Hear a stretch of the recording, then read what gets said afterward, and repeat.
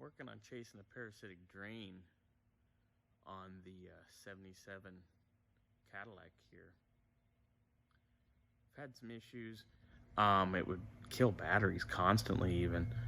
We put an alternator in it because the original one wasn't charging. So now it'll charge, but you let it sit. After 7 days, 8 days, it's fine. It'll start up. After about 12 or 13 days, flat, dead.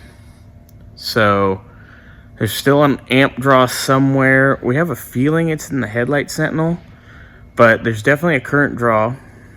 And the battery charger actually wouldn't charge the battery hooked up to the car because the draw is more than the slow output of the charger. Alright, so I've pulled the battery out. Just letting her charge. I'm going to let that charge today. And tomorrow we will dig in and start chasing circuitry and seeing what's drawing. I had a hunch that it was a headlight sentinel because I've had a couple of these cars do the same thing in the past, where there's some wiring going to the automatic headlights. And I have to understand this is a 43-year-old car with automatic headlights, so wiring is always suspect. I mean, this car's beautiful, guys, by the way.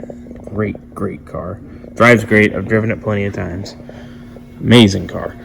Anyway, so we're going to get the battery charged back up, and we will start chasing circuits tomorrow, or maybe even later this afternoon, and see what we get. So this is just a preview, just kind of introduces you to the car. This car's very low mileage, by the way. Extremely low mileage.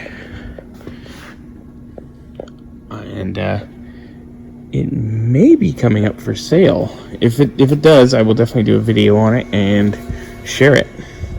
So come on along. I'm gonna see what we got. We will know more later on.